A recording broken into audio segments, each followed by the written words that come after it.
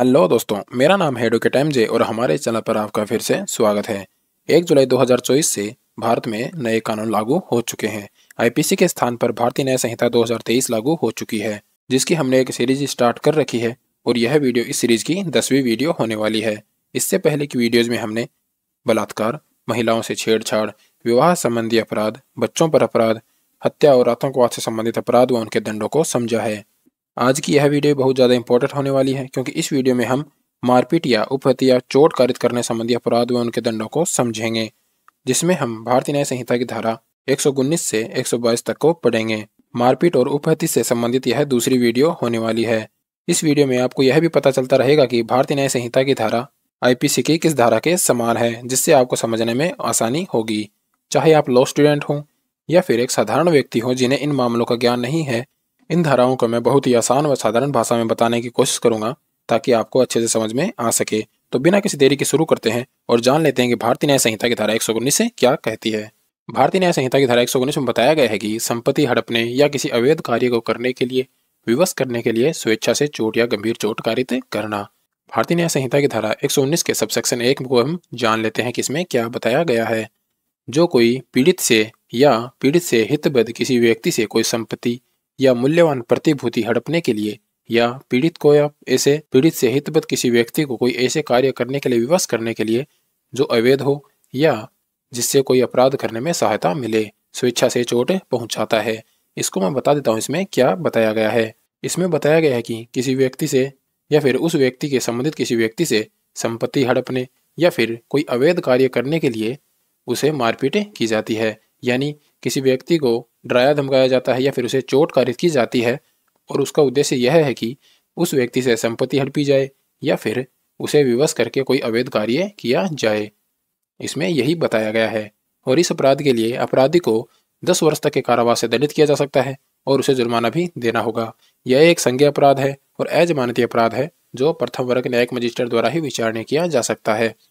अगर आप संज्ञेय व असंज्ञेय अपराध, जमानती या फिर अजमानती अपराध या फिर पावर ऑफ कोर्ट यानी न्यायालय की शक्ति के बारे में जानना चाहते हैं तो हमारी वीडियो देख सकते हैं, जिसका लिंक आपको डिस्क्रिप्शन में मिल जाएगा, या फिर आप चैनल पर विजिट करके भी देख सकते हैं। आशा करता हूँ आपको यह अच्छे से समझ में आया होगा। इसके पश्चात भी मैं इसे एक एक उदाहरण से समझा देता हूँ। मान लेते हैं आप हो और आपका कोई दोस्त है। इनमें से किसी व्यक्ति को कोई कार्य करने के लिए मजबूर किया जाता है, यानी आपकी कोई संपत्ति है या फिर आपके कोई दोस्त या फिर रिश्तेदार की कोई संपत्ति है, उसे हड़पने के लिए कोई अन्य व्यक्ति आपके साथ या फिर आपके दोस्त के साथ मारपीट करता है और संपत्ति हड़पना चाहता है, या फिर कोई ऐसा कार्य करवाना चाहता है जो अवैध हो, यानी अवैध कार्य करने के लिए आपको मजबूर किया जाता है या फिर विवश किया जाता है और आपके साथ में मारपीट की जाती है या फिर आपको चोटिल किया जाता है, तो यह अपराध भारतीय न्याय संहिता की धारा 119 के सबसेक्शन 1 के अंदर आएगा। और इसके पश्चात ही हम आगे बढ़ते हैं और जान लेते हैं कि भारतीय न्याय संहिता की धारा 119 के सबसेक्शन 2 के अंदर क्या बताया गया है। इसमें बताया गया है कि जो कोई उपधारा 1 में निर्दिष्ट किसी प्रयोजन के लिए स्वेच्छा से गंभीर उपहत्या कार्य करता है, यानी जो कार्य भारतीय न्याय संहिता की धारा 119 के सबसेक्शन 1 के अंदर किए जाते हैं, यानी संपत्ति हड़पने या फिर कोई अवैध कार्य करने के लिए मजबूर करने के लिए गंभीर चोट कारित करता है, तो उसे 119 के सबसेक्शन 2 के अंदर आएगा। और इस अपराध के लिए अपराधी को आजीवन कारावास से दंडित किया जा सकता है या फिर 10 वर्ष तक के कारावास से दंडित किया जाएगा और जुर्माना भी देना होगा। यह एक संज्ञेय अपराध है और अजमानती अपराध है जो सेशन न्यायालय द्वारा ही विचारणा किया जा सकता है। और यह धारा आईपीसी की धारा 327 व 329 के समान है। इसे मैं फिर से बता देता हूँ इसमें क्या बताया गया है। भारतीय न्याय संहिता की धारा 119 के सबसेक्शन 1 में संपत्ति हड़पने या फिर कोई अवैध कार्य करने के लिए मजबूर करने के लिए उसे चोटिल किया जाता है, तो यह अपराध भारतीय न्याय संहिता की धारा 119 के सबसेक्शन 1 के अंदर आएगा। और यही कार्य करने के लिए, यानी संपत्ति हड़पने या फिर अवैध कार्य करने के मजबूर करने के लिए गंभीर चोट कारित कर दी जाती है, तो यह अपराध भारतीय न्याय संहिता की धारा 119 के सबसेक्शन 2 के अंदर आएगा। इसके पश्चात अब हम आगे बढ़ते हैं और जान लेते हैं कि भारतीय न्याय संहिता की धारा 120 के अंदर क्या बताया गया है। स्वेच्छा से चोट पहुंचाना या गंभीर चोट पहुंचाना ताकि संस्कृति प्राप्त की जा सके या फिर संपत्ति की वापसी के लिए बाध्य किया जा सके। अब हम जान लेते हैं कि सबसेक्शन 1 के अंदर क्या बताया गया है। जो कोई इस प्रयोजन से स्वेच्छा से उपहत्या कारित करता है कि उपहत व्यक्ति से या फिर उपहत व्यक्ति के किसी हितपद किसी व्यक्ति से स्वीकृति प्राप्त की जा सकती है या फिर किसी अपराध या कदाचार का पता चल सके, उत्पादित की जाए या उपहत व्यक्ति या उससे हितबद्ध व्यक्ति को मजबूर किया जाए कि वह कोई संपत्ति या मूल्यवान प्रतिभूति वापस कर सके या फिर करवाए, या किसी दावे या मांग की पुष्टि या ऐसी जानकारी दे जिससे किसी संपत्ति या मूल्यवान प्रतिभूति को वापस कराया जा सके। इसमें बताया गया है कि किसी व्यक्ति या उस व्यक्ति के किसी रिश्तेदार को बाध्य किया जाता है और उसकी स्वीकृति प्राप्त करने के लिए उसे चोटिल किया जाता है या फिर उसकी संपत्ति प्राप्त करने के लिए उसे बाध्य किया जाता है, तो यह अपराध भारतीय न्याय संहिता की धारा 120 के सबसेक्शन 1 के अंदर आता है। और इस अपराध के लिए अपराधी को 7 वर्ष तक के कारावास से दंडित किया जा सकता है और उसे जुर्माना भी देना होगा।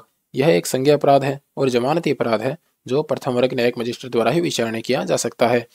इसके कुछ उदाहरण हैं, उसे भी हम जान लेते हैं। इसमें पहला उदाहरण है कै, जो एक पुलिस अधिकारी है। कै एक पुलिस अधिकारी है, वह यह स्वीकृत कराना चाहता है कि उसने अपराध किया है और उसे उत्प्रेरित करने के लिए यातना देता है। कै इस धारा के अधीन अपराध का दोषी होगा।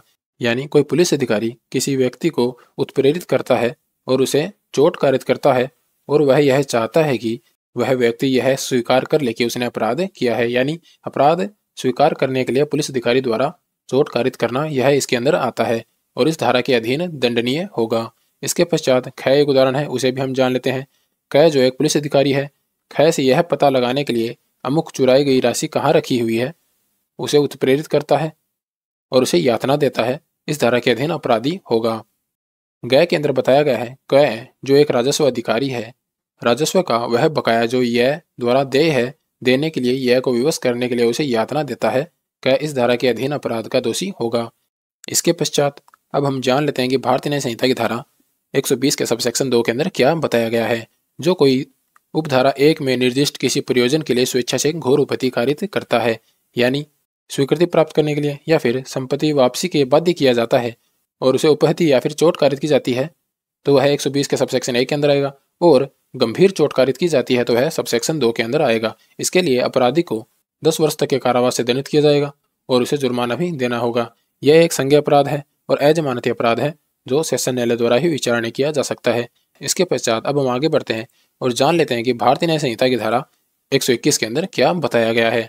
भारतीय न्याय संहिता की धारा 121 के सबसेक्शन 1 में बताया गया है कि जो कोई भी व्यक्ति किसी लोक सेवक या सरकारी कर्मचारी या फिर गवर्नमेंट एम्प्लॉय को उसकी ड्यूटी करने के लिए रोकने के लिए जानबूझकर उसे चोट कारित करता है, तो अपराधी व्यक्ति को 5 वर्ष तक के कारावास से दंडित किया जाएगा या जुर्माने से दंडित किया जाएगा या फिर दोनों से दंडित किया जाएगा। यह एक संज्ञेय अपराध है और अजमानती अपराध है जो प्रथम वर्ग न्यायिक मजिस्ट्रेट द्वारा ही विचारणा किया जा सकता है। इसे मैं एक उदाहरण से बता देता हूँ। इसमें क्या बताया गया है, यदि किसी सरकारी अधिकारी को हल्की चोट पहुंचाई जाती है, जैसे उसे धक्का देकर गिराया जाता है या फिर छोटे हथियार से चोट पहुंचाई जाती है, और यह हमला उसे काम से रोकने के लिए किया गया हो, तो इसे हल्की चोट के तहत माना जाएगा। इसके पश्चात आगे बढ़ते हैं और जान लेते हैं कि भारतीय न्याय संहिता की धारा 121 के सबसेक्शन 2 के अंदर क्या बताया गया है। अगर कोई व्यक्ति किसी सरकारी कर्मचारी को ज्यादा गंभीर चोट पहुंचाने का अपराध करता है, यानी सरकारी कर्मचारी को उसके कार्य से रोकने के लिए कोई गंभीर चोट कारित कर दिया जाती है, तो अपराधी व्यक्ति को कम से कम 1 वर्ष के कारावास से दंडित किया जाएगा जो 10 वर्ष तक का हो सकेगा और उसे जुर्माना भी देना होगा। यह एक संज्ञेय अपराध है और अजमानती अपराध है जो सेशन न्यायालय द्वारा ही विचारणा किया जा सकता है। इसमें एक उदाहरण है, वो भी मैं आपको बता देता हूँ। अगर किसी पुलिसकर्मी पर हमला कर उसे गंभीर चोट कारित कर दी जाती है, जैसे उसके शरीर के किसी अंग को तोड़ देना या ऐसा नुकसान पहुंचाना जिससे वो आगे कोई काम ना कर पाए, और उसे गंभीर चोट माना जाएगा। यह धारा आईपीसी की धारा 332 एवं 333 के समान है। इसके पश्चात आज की वीडियो की अंतिम धारा को हम जान लेते हैं। भारतीय न्याय संहिता की धारा 122 में बताया गया है कि लोक स्वेच्छा से उत्तेजना पर चोट या गंभीर चोट पहुंचाना। इसे हमने ऊपर भी पहली वीडियो में पढ़ा था और अब भी पढ़ लेते हैं। भारतीय न्याय संहिता की धारा 122 के सबसेक्शन 1 में बताया गया है कि जो कोई गंभीर और अचानक उकसावे पर स्वेच्छा से चोट पहुंचाता है, यदि उसका न तो यह इरादा है और न ही वह जानता है कि वह उकसावे देने वाले व्यक्ति के अलावा किसी अन्य व्यक्ति को चोट पहुंचाने की संभावना रखता है, यानी किसी व्यक्ति को अचानक उकसावे देने के कारण या फिर अचानक गुस्से के कारण कोई व्यक्ति किसी अन्य व्यक्ति को चोट पहुंचा देता है और वह यह चाहता भी नहीं है कि वह चोट कारित करे। इसके पश्चात भी अगर किसी अन्य व्यक्ति को चोट कारित हो जाती है तो वह इसके अंदर आएगा। इसमें एक उदाहरण है, उसे भी मैं बता देता हूँ। भूरा कोई व्यक्ति है और वह कालू को गधा कहकर चिढ़ाता है, जिस पर कालू गुस्सा होकर भूरा को थप्पड़ मार देता है। ऐसे मामले में कालू को उपरोक्त उपधारा के अधीन 1 महीने तक के कारावास या फिर 5,000 तक के जुर्माने से दंडित किया जाएगा या फिर दोनों से दंडित किया जाएगा। भारतीय न्याय संहिता की धारा 122 के सबसेक्शन 1 में अपराधी व्यक्ति को 1 महीने तक के कारावास से दंडित किया जा सकता है, 5,000 रुपये तक के जुर्माने से दंडित किया जा सकता है या फिर दोनों से दंडित किया जाएगा। यह एक असंज्ञेय अपराध है और जमानती अपराध है जो कोई भी मजिस्ट्रेट द्वारा विचारणा किया जा सकता है। इसके पश्चात भारतीय न्याय संहिता की धारा 122 के सबसेक्शन 2 के अंदर क्या बताया गया है वह भी हम जान लेते हैं। जो कोई गंभीर और अचानक उकसावे पर या फिर उत्तेजना पर स्वेच्छा से गंभीर चोट पहुंचाता है, यदि उसका न तो इरादा है और न ही वह जानता है कि वह उत्तेजना देने वाले व्यक्ति के अलावा किसी अन्य व्यक्ति को गंभीर चोट पहुंचाने की संभावना रखता है, ऐसे मामले में अपराधी व्यक्ति को 5 वर्ष तक के कारावास से दंडित किया जा सकता है या फिर 10,000 रुपये तक के दंड से दंडित किया जाएगा या फिर दोनों से दंडित किया जाएगा।